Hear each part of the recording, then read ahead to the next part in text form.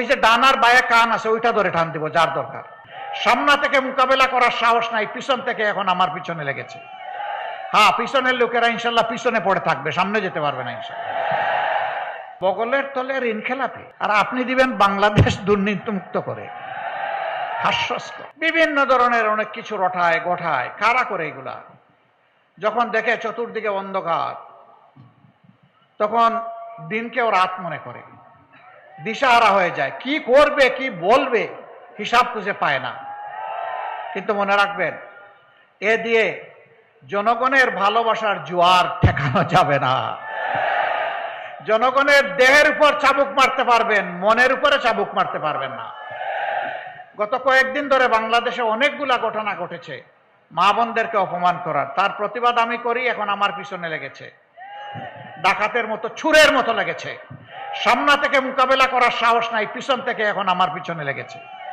হ্যাঁ, পিছনের লোকেরা ইনশাল্লাহ পিছনে পড়ে থাকবে, সামনে যেতে পারবে না ইনশাল্লাহ। ওরা পিছনে থেকে জাবর কাটবে, সামনে সিংহে পুরুষের মতো যাওয়ার সাহস ওদের নাই। আহ্বান জানাই, আসো, নিজের আদর্শ, কর্মসূচি, পরিকল্পনা, বক্তব্য, চরিত্র নিয়ে আসো। বলবা আমাদের দল, আমাদের শাসকই পারবে, আমাদের সরকারই পারবে একটা দুর্নীতিমুক্ত বাংলাদেশ দিতে। অবশ্যই এইভাবে বলেন নাই, কেউ কেউ বলেছেন টুটি চেপে ধরতে। বগলের তলে ঋণ খেলাপি, আর আপনি দিবেন বাংলাদেশ দুর্নীতিমুক্ত করে। হাস্যস্কর। পেছায়ও আসবে এই কথা শুনে। শরীফ ওসমান বিন হাদি, তার হত্যাকারীর জন্য কোনো মায়া নাই, দয়া নাই, ছাড় নাই। এদের সহযোদ্ধাদের বিচার তো হতে হবে, এটা তো ন্যায্যতার দাবি। তবে কারো উপর অবিচার করা হবে না ইনশাআল্লাহ। কোনো পাইকারি জরিমানা নাই, ন্যায় অন্যায় সব কিছুকে গুলায় ফেলার কোনো কর্মসূচি আমাদের নাই। তারপরে আমরা কথা দিচ্ছি, মানুষ তো ভুল করতেই পারে। অনুতপ্ত হয়ে যদি তারা তাদের কর্মের মাধ্যমে প্রমাণ করে যে তারা তাদের কাজের জন্য লজ্জিত, অবশ্যই তাদের ব্যাপারটা ইতিবাচকভাবে বিবেচনা করে হবে ইনশাআল্লাহ। এই দেশ চালাতে হবে তো। এই মানুষগুলো এই দেশেরই মানুষ, কোথায় ফেলবো? সাগরে? এদেরকে সাগরে ফেলতে পারবো না। আর এত মানুষকে জায়গা দেওয়ার মতো জেল বাংলাদেশে নাই। সবার লাগবে না, লেজ ধরে পা ধরে টানাটানি না করে কান ধরে টান দিলেই হয়ে যাবে ইনশাআল্লাহ। আমরা লেজার পা ধরবো না, আমরা মাথার ওই যে ডানার বায়ে কান আছে ওইটা ধরে টান দিব যার দরকার, যাতে একজনের শাস্তি দেখে 1000 জন শুদ্ধ হয়ে যায়, পরিশুদ্ধ হয়ে যায়।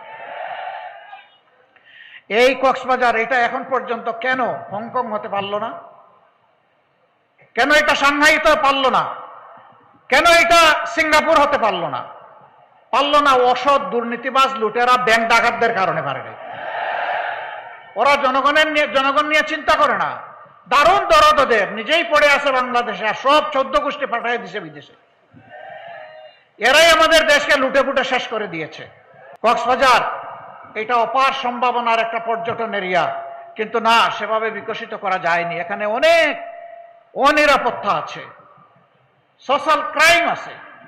কেন এটাকে ক্লিন জোন করা গেল না? ওই দুষ্টদের কারণেই করা যায়নি। মতলববাজ যারা জনগণের অনুমতি বিক্রি করে ফেরি করেছে, খেয়েছে, ওরাই আমাদের এইটাকে আগাতে দেয়নি।